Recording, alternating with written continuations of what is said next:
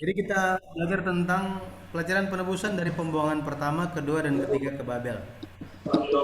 Gitu ya. Penamanan pertama, kedua, dan ketiga dari Babel. Ke Babel. Jadi kalau kita lihat, umat Israel itu sebenarnya umat pilihan Allah. Mereka umat pilihan Allah, umat yang berharga. Akan tetapi ada permasalahan. Dikatakan bahwa meskipun mereka adalah umat Tuhan, jika mereka itu tidak menjaga hukum yang Tuhan perintahkan, pada akhirnya mereka pun akan memperoleh hukuman. Salah satu alasannya itu adalah apa? Itu adalah tentang Sabat. Mereka tidak menjaga hari Sabat, bahkan tidak menjaga tahun Sabat. Jadi kalau kita lihat mengenai hari Sabat itu um, ini yang istirahat siapa ya? Manusia kan? Manusia. Manusia yang harus istirahat kalau hari Sabat. Tetapi karena Allah istirahat, jadi eh, manusia beristirahat. Tapi ketika tahun Sabat dikatakan bahwa yang istirahat adalah tanah. Tanah yang istirahat. Bukan hanya itu, tahun Sabat ini berbicara mengenai akan adanya tahun pembebasan. Makanya ada 7 kali tahun Sabat. Tahun ke-50 itu adalah tahun Yobel. Tahun Yobel pertama itu tahun berapa? Nah, kita bisa lihat itu di dalam sejarah Alkitab, itu adalah tahun 1446 sebelum Masehi. Jadi tahun pembebasan. Ya, tahun pembebasan. Pembebasan Israel dibebaskan dari Mesir, dari perbudakan Mesir. Tetapi orang Israel, mereka yang telah tinggal di Kanaan, mereka yang telah dipelihara oleh Tuhan, mereka justru melanggar hari Sabat, mereka melanggar tahun Sabat. Pada akhirnya mereka selalu ada di jalan yang sesat. Makanya penawaran ke Babel itu merupakan pendisiplinan. Nih, pendisiplinan. Cara untuk mendisiplinkan. Dan mereka didisiplinkan itu berapa lama? Dikatakan mereka didisiplinkan selama 70 tahun. 70 tahun. Pada akhirnya kerajaan Yehuda Selatan itu dibuang ke Babel dalam 3 periode. 3 periode. Yang pertama itu tahun 605 sebelum Masehi. Yang kedua tahun 597 sebelum Masehi. Yang ketiga 586 sebelum Masehi. Jadi ibu-ibu ingat ini aja. Jadi pembuangan pertama atau penawanan pertama. Pembuangan pertama, setelah itu ada pembuangan kedua di tahun 597 dan pembuangan ketiga itu di tahun 586 SM. Di sini yang ketiga kali ini Yerusalem dihancurkan. Bukan hanya itu, tapi bait suci Salomo ya. Bait suci Salomo dihancurkan juga. Dihancurkan. Ini yang terjadi. Mengenai bait suci Salomo ini dihancurkan, nanti kita akan lihat bagaimana itu dipulihkan, dibangun kembali setelah mereka kembali dari Babel. Kembali dari Babel pun ada 3 gelombang. Gelombang pertama, kedua, dan ketiga. Hari ini kita akan lihat tentang pembuangan pertama, kedua, dan ketiga. Mari kita lihat pembuangan pertama. Ini terjadi di tahun 605 sebelum Masehi. Siapa saja yang dibuang waktu ini? Siapa saja yang ditawan gitu ya? Siapa saja yang ditawan? sejarahnya kalau kita lihat di dalam Alkitab dikatakan bahwa Raja Nebukadnezar itu menang dalam perang Karkemis. Ibu-ibu masih ingat waktu kita bahas tentang Yosia? Raja Yosia, kalau kita lihat dia menghalang-halangi Raja Firaun Neko yang hendak naik ke atas, ya, ke arah utara melewati wilayah Yehuda untuk membantu kerajaan Asyur. Jadi kerajaan Asyur ini sementara terdesak oleh serangan Babel.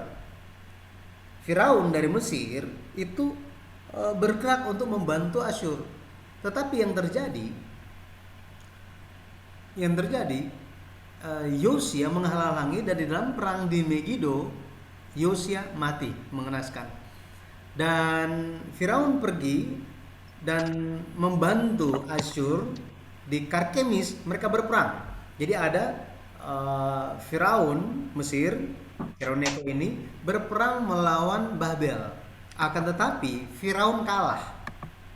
Firaun kalah di sini, dan di dalam perang Karkemis ini terjadinya di tahun 605. Jadi kita pernah belajar mengenai ini gitu ya, mengenai tahun-tahun di sekitar penawanan penawanan ke Babel. Di dalam tahun 605 ini, setelah menang di Karkemis, yang terjadi adalah Raja Nebukadnezar itu bergerak turun, dan pada akhirnya dia menaklukkan titik strategis, yaitu Yehuda Selatan. Yehuda Selatan ini tempat pertemuan antara Afrika ada di bawah, Eropa ada di sebelah atas, kemudian Asia ada di sebelah. Nah, titik pertemuan di Yehuda Selatan ini. Nah, di tahun 605 SM, Nebukadnezar Raja Babel menyerang Yehuda Selatan, dan waktu itu kaum bangsawan keturunan raja itu ditawan. Termasuk siapa? Termasuk di dalamnya itu adalah Daniel. Daniel ditawan. Daniel 1 ayat 3, kita coba lihat. Daniel 1 ayat 3 kita lihat. Daniel 1 ayatnya yang ketiga, ya.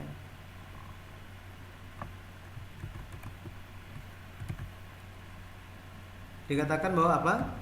Lalu raja bertitah kepada Aspenas, kepala istananya, untuk membawa beberapa orang Israel yang berasal dari keturunan raja dan kaum bangsawan. Kalau kita baca waktu itu, termasuk di dalamnya itu adalah Daniel. Ini ayat yang ke-6. Ada di sini. Ayat yang ke-6. Okay. Daniel masuk di antaranya. Daniel. Ada Daniel di sini ya. Ini dia. Kalau kita lihat waktu itu Raja Yehuda Selatan pada waktu penawanan pertama itu adalah Yoyakim. Gitu ya, Yoyakim. Sebenarnya Yoyakim ini dia akhirnya dia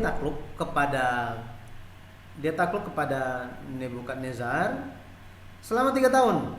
Ya, selama 3 tahun. Berarti apa? Dari tahun berapa? 605 sampai 602 SM. Tetapi kemudian dia bersekutu dengan Mesir. Padahal apa? Mesir ini kan kalah sama Nebukadnezar. Dia mengkhianati Raja Nebukadnezar, dan waktu itu Raja Nebukadnezar menyerang dia. Di tahun berapa? Di tahun 602 sebelum Masehi. Bersekutu dengan bangsa Aram, Moab, Amon, menyerang Yehuda Selatan. Nah, coba kita lihat. 2 Raja-Raja 24 ayat 1 dan 2. 2 Raja-Raja 24 ayat 1 sampai 2. Ayat 1 sampai 2 dikatakan begini. Dalam zamannya majulah berperang Nebukadnezar raja Babel. Lalu Yoyakim menjadi takluk kepadanya 3 tahun lamanya. Di sini ada 3 tahun. Tetapi kemudian Yoyakim berbalik dan memberontak terhadap dia. Dia di sini Nebukadnezar ya. Ayat 2. Tuhan menyuruh gerombolan-gerombolan Kasdim, gerombolan-gerombolan Aram, gerombolan-gerombolan Moab, dan gerombolan-gerombolan Bani Amon melawan Yoyakim. Ia menyuruh mereka melawan Yehuda untuk membinasakannya sesuai dengan firman Tuhan yang diucapkannya dengan perantaran para hambanya, yaitu para nabi. Ini yang terjadi. Pada akhirnya kalau kita lihat di tahun 602 SM sebelum Masehi, apa yang terjadi? Yoyakim dibawa ke Babel. Dia dirantai. Dia dirantai dan anak-anaknya pun dibunuh.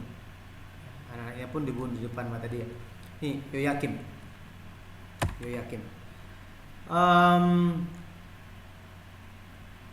Pada waktu Yoyakim ditawan ini, kalau kita lihat, sebentar. Ini saya agak terbalik Raja Yoyakim sama Manasya. Jadi Raja Yoyakim ini dibawa ke Babel, tetapi nggak lama kemudian dia dibebaskan gitu ya. Dia dibebaskan. Coba kita lihat 2 Tawarik 36 ayat 6 sampai 7. Jadi ibu-ibu nanti harus lebih teliti ketika bicara mengenai raja-raja. Kebanyakan rajanya banyak yang jahat, ditangkap juga, dan sering bisa salah orang gitu. Ceritanya bisa terganti. Oke. Kita lihat aja ya. 2 Tawarik 36 ayat 6 sampai 7. 2 Tawarik 36 ayat 6 sampai 7. Oke. Ya. Coba kita lihat. Di sini dikatakan Nebukadnezar, Raja Babel maju melawan dia, membelenggunya dengan rantai tembaga untuk membawanya ke Babel. Di sini. Jadi dibawa dia ke Babel tahun 602 SM. Juga beberapa perkakas rumah Tuhan dibawa Nebukadnezar ke Babel dan ditempatkan di istananya di Babel. Tapi setelah ini Yoyakim dikembalikan ke Yerusalem. Masih memerintah sampai 597. Lalu dia mati. Jadi Yoyakim mati di tahun 597 SM. Kalau kita lihat Raja Yoyakim ini, dia menjalankan suatu kehidupan yang sepenuhnya tidak bersandar kepada Tuhan, sepenuhnya tidak percaya pada firman Allah. Jangankan taat, percaya aja enggak. Ini Raja Yoyakim.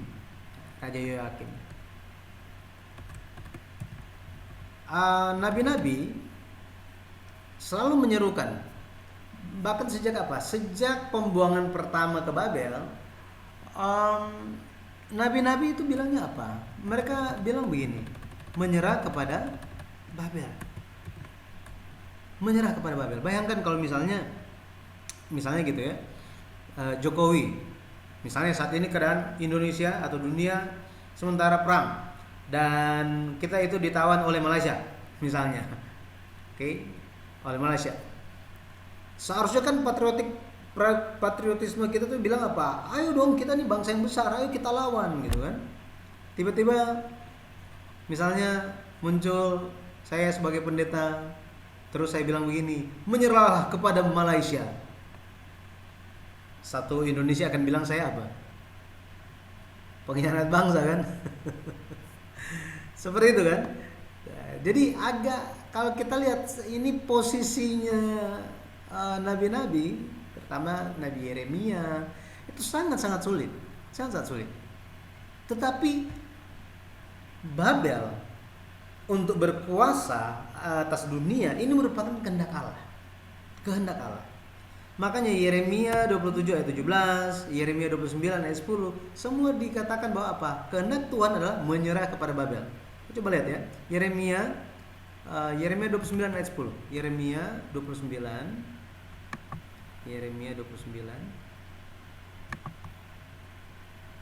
ayat yang ke-10 dikatakan begini ya. Sebab beginilah firman Tuhan, apabila telah genap 70 tahun bagi Babel, barulah aku memperhatikan kamu. Aku akan menepati janjiku itu kepadamu dengan mengembalikan kamu ke tempat ini. Jadi ini merupakan ketentuan Tuhan. Tuhan sudah tentukan itu. Jadi meskipun mereka itu tidak dibawa ke Babel, yang penting taat aja, mereka tunduk aja, tunduk. Tetapi masalahnya Yoyakim tidak mau menyerah. Dia menolak. Bagaimana mungkin ini? Bagaimana mungkin Allah mengkehendaki yang buruk bagi kita? Masa sih? Tuhan kan merencanakan yang baik kepada kita. Masa Tuhan bikin kita celaka? Tidak mungkin lah. Tuhan itu tidak seperti itu. Tuhan yang saya kenal tidak seperti itu. Ternyata apa? Tuhan bilang taat kepada Babel. Ini suatu perintah yang kalau zaman sekarang kita baca itu sepertinya bisa lewat begitu aja. Tetapi jika kita hidup di zaman itu, sangat-sangat sulit untuk dipahami. Sangat sulit untuk dipahami. Akan tetapi, meskipun hal tersebut merupakan hal yang sulit untuk dipahami, jika itu kehendak Tuhan, sekali lagi, jika itu adalah kehendak Tuhan, dan kita tidak bisa mengelak dari hal tersebut, kita taat. Sambil terus ikut kehendak Tuhan apa? Apa yang kehendak Tuhan? Makanya ketika Tuhan bilang, pikulah salib. Pikulah salib dan ikutlah aku. Bayangkan, pikul salib. Itu suatu hal yang sangat sulit kan? Sangat sulit. Tetapi meskipun kita belum paham, belum mengerti, yang kita perlu lakukan apa? Berusaha untuk ikut kehendak Tuhan itu apa. Pada akhirnya kita bisa melihat, segala sesuatunya adalah untuk kebaikan kita, ya. Oke. Mari kita lihat mengenai, jadi kita sedang lihat tentang penawaran pertama. Kita lihat pesan nabi-nabi. Yang pertama itu pesan dari Nabi Yeremia. Kita lihat ini masih tentang penawaran pertama ya. Penawaran pertama di tahun berapa? 605. Nah, kalau kita baca Yeremia 22 ayat 13 dikatakan apa? Kita baca dulu ini. Yeremia 22 ayat 13. Yeremia 22 ayat yang ke-13 dikatakan begini. Kita lihat mengenai apa yang Yeremia katakan mengenai Raja Yoyakim. Dikatakan begini, celakalah dia di sini adalah Yoyakim yang membangun istananya berdasarkan ketidakadilan dan anjungnya berdasarkan kelaliman, yang memperkerjakan sesamanya dengan cuma-cuma dan tidak memberikan upah kepadanya. Nah, Yoyakim ini dia mendirikan kerajaan, dia membangun ini dinyatakan lewat bagaimana usaha dia untuk membangun istananya. Itu karena ketidakadilan. Di atas dasar ketidakadilan, kelaliman, suatu tindakan kejahatan, licik. Terus suruh orang kerja tidak dibayar upahnya. Bayangkan, negara itu sementara keadaan yang sulit, rakyat sangat-sangat sulit keadaan mereka. Akan tetapi di tengah-tengah saat yang seperti demikian, kita bisa bayangkan ada pajak yang harus dibayarkan kepada Raja Babel. Itu pun Raja Yoyakim bebankan kepada rakyat. Rakyat udah sulit makan, mau hidup pun susah, tetapi raja bikin seperti itu. Terus apa? Dia hanya sibuk untuk membangun istananya. Kalau kita baca ayat 14, dikatakan di situ ada dia pakai cat warna merah. Sini nih. Kalau kita baca gitu ya. Sini ada muncul ayat 14, Yeremia 22 ayat 14 yang berkata, aku mau mendirikan istana yang besar, lebar dan anjung yang lapang luas, lalu menetas dinding istana, membuat jendela, memapani istana itu dengan kayu aras dan mencatnya merah. Cat merah ini cat dari Mesir di zaman itu yang sangat mahal nilainya. Bayangkan, suatu usaha pemborosan. Terus kayu aras itu merupakan kayu terbaik untuk pembangunan. Kalau kita sekarang mungkin di Indonesia kayak kayu jati gitu, sangat mahal. Ketika zaman kesulitan, orang-orang sangat kesulitan. Ini yang dilakukan oleh Yoyakim. Makanya ayat 17 dikatakan bahwa ayat 17 Yoyakim ini digambarkan sebagai apa? Tetapi matamu dan hatimu hanya tertuju kepada pengejaran untung, kepada penumpahan darah orang yang tak bersalah, kepada pemerasan dan kepada penganiayaan. Nah, di sini kita bisa lihat bagaimana sifat sikap dari Raja Yoyakim. Makanya dia itu tragis, ya, kematian dia itu tragis kematian dia. Ya. Yeremia bilang apa? Ayat 18 coba kita lihat. Ayat 18. Coba kita lihat ya. 18 dan 19 tentang keadaan akhir dari Raja Yoyakim. Dikatakan begini, sebab beginilah firman Tuhan mengenai Yoyakim bin Yosia, Raja Yehuda. Aku tidak akan meratapi dia. Aduhai abangku, aduhai kakakku, orang tidak akan menangisi dia. Aduhai Tuhanku, aduhai Sri Paduka, ia akan dikubur secara penguburan keldai, diseret dan dilemparkan keluar pintu-pintu gerbang Yerusalem. Bayangkan, seperti ini. Yeremia 30, Yeremia 36 ayat 30 dikatakan bahwa mayatnya itu dicampakkan ke panas siang hari dan dingin malam hari. Nggak ada yang peduli. Dia cuma dibuang begitu aja kayak binatang yang mati gitu. Josephus dikatakan begini dalam catatan sejarah dunia. Josephus ini dia katakan Raja Babel membunuh Yoyakim dan perintahkan agar tidak akan menguburkan Yoyakim di depan tembok kota, melainkan membuang mayatnya di tempat lain. Bisa lihat ini. Ini catatan sejarah. Berarti apa? Beneran terjadi seperti itu. Sesuai dengan apa yang dinubuatkan oleh Allah lewat Nabi Yeremia. Sangat mengenaskan. Padahal apa? Nabi Yeremia sudah berpesan, sudah menegur berkali-kali. Tapi Raja Yoyakim tidak menghiraukan. Nah, pesan yang berikutnya itu datang dari Nabi Daniel. Pesan Nabi Daniel. Dari Yeremia, sekarang Daniel. Tadi sudah dikatakan Daniel ini dibuang tahun berapa? Tahun 605. Ini usia dia kira-kira sekitar 17 tahun, antara 15 sampai 17 tahun. 17 tahun lah kira-kira. Dan Daniel ini dia terus aktif sampai dikatakan sampai tahun ketiga Kores. Artinya apa? Artinya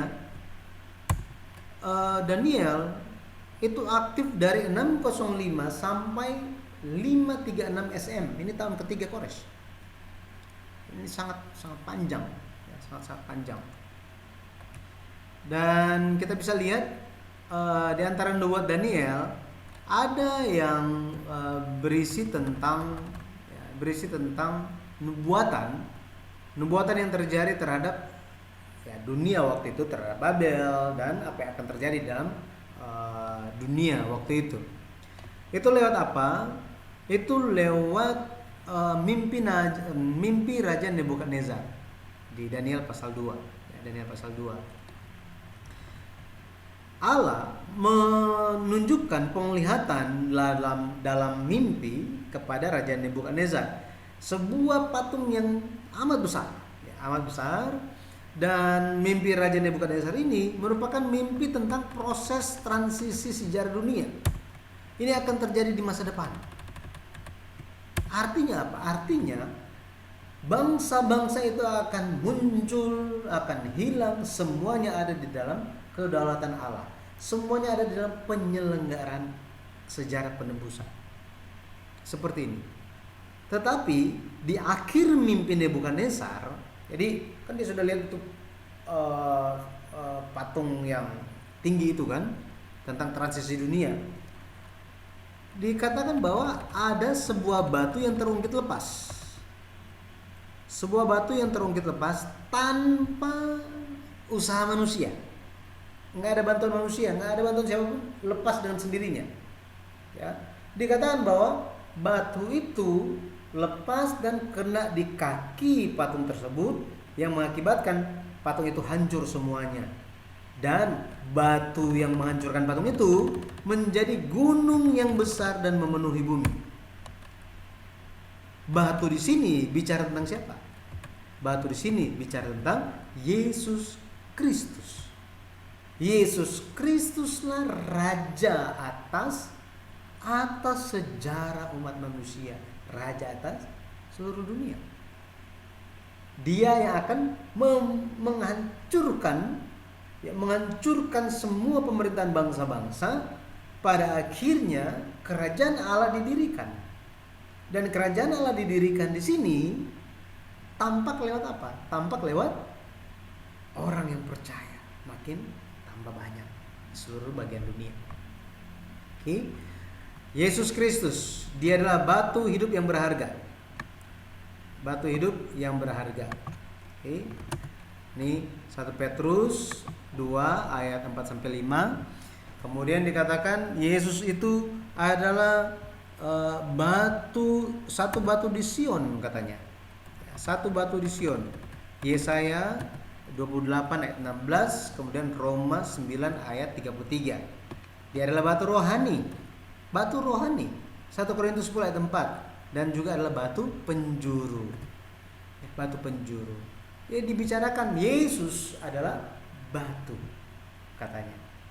Ya, digambarkan sebagai sebuah batu. Batu apa? Batu hidup yang berharga. Batu di Sion. Ya, Sion di sini menunjuk pada Yerusalem. Kemudian batu rohani.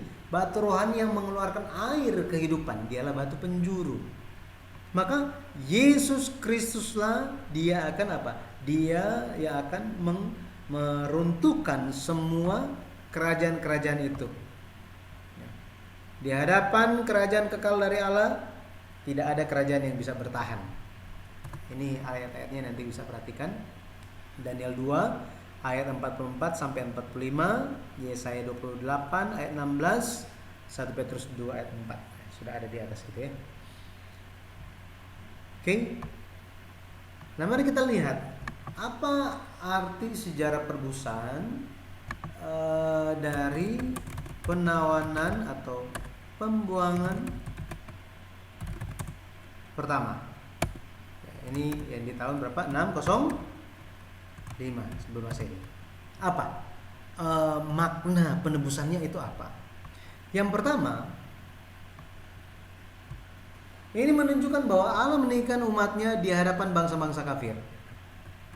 Artinya apa? Artinya ketika Allah itu mendisiplinkan umatnya pergi ke Babel, tetapi ketika waktunya genap, Allah akan memulihkan mereka, Allah akan meninggikan umatnya, dan bangsa-bangsa akan melihat umat Tuhan. Ini, bangsa-bangsa akan melihat siapa? Umat Tuhan. Itu sebabnya bagi kita hari ini, selama kita ikut taat firman Allah, Allah akan meninggikan kita. Allah akan meninggikan kita. Yang kedua, lewat penawanan pertama atau pembuangan pertama ke Babel ini menunjukkan bahwa Babel yang menawan umat pilihan suatu hari pun akan jatuh. Ya, jadi yang pertama, Allah akan meninggikan umatnya di hadapan bangsa-bangsa kafir. Kemudian apa? Babel yang menawan umat Tuhan pun akan jatuh suatu hari. Hari ini mungkin kita ada menghadapi badai COVID-19 yang ya terlalu dahsyat bagi dunia. Tetapi suatu saat semuanya akan berakhir. Selama apa? Selama Allah beserta dengan kita. Mungkin bukan bicara mengenai hal-hal yang sakit penyakit, tetapi ada tekanan-tekanan dari dunia. Bagaimana godaan-godaan dunia? Tetapi suatu saat semua penguasa di dunia ini akan dihancurkan, akan dihukum semuanya oleh Tuhan. Itu sebabnya kita harus terus bertahan. Ingat ini, harus terus bertahan. Bayangkan 70 tahun, 70 tahun, lama sekali kayaknya. Betul ya? Tetapi lewat 70 tahun itu orang Israel mereka bertahan hidup menjaga bagaimana mereka hidup bersekutu. Bait suci sudah nggak ada lagi, akhirnya gimana? Muncullah sinagog ini. Ada di banyak-banyak wilayah kan, sinagog, tempat beribadah gitu ya. Jadi di wilayah mana mereka ada sinagog, tempat mereka kumpul untuk menyembah, kumpul untuk menyembah. Pada akhirnya meskipun mereka itu tersebar, meskipun bait suci itu sudah tidak ada, tetapi mereka percaya Allah menyertai mereka. Sama seperti itu, hari ini kita perlu percaya Allah ada beserta dengan kita.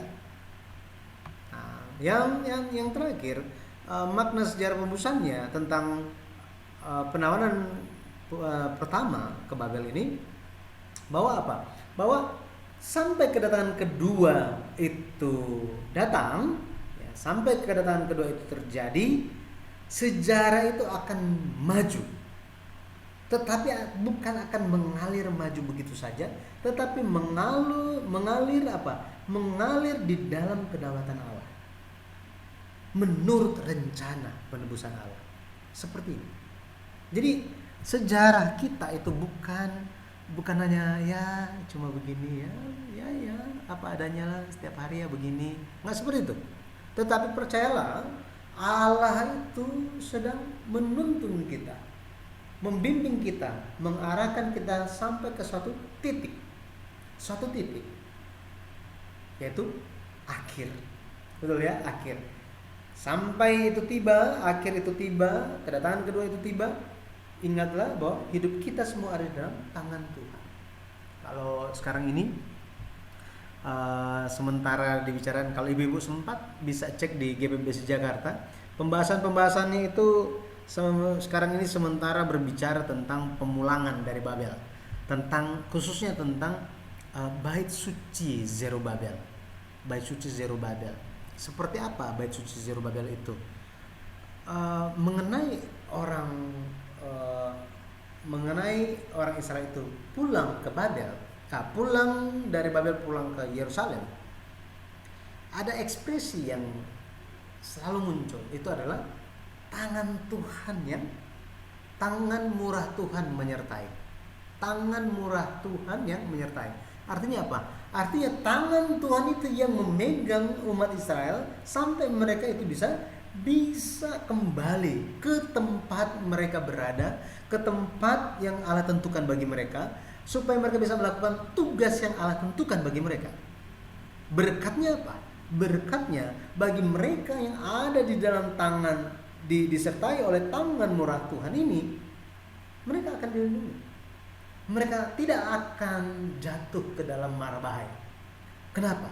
Yesus katakan di Yohanes 10 ayat 28-29, dikatakan bahwa Bapa memegang kita semua sehingga tidak ada satu pun yang bisa merampas kita dari tangan Bapa. Ini janji Yesus. Nah, kita lihat mengenai ayat ini ya. Yohanes 10. Mari kita lihat ayatnya yang kita lihat ayat 28 sampai 29, dikatakan apa? Dikatakan begini. Yohanes 10 ayat 28 sampai 29. Dan aku akan memberikan hidup yang kekal kepada mereka, dan mereka pasti tidak akan binasa sampai selama-lamanya, dan seorang pun tidak akan merebut mereka dari tanganku.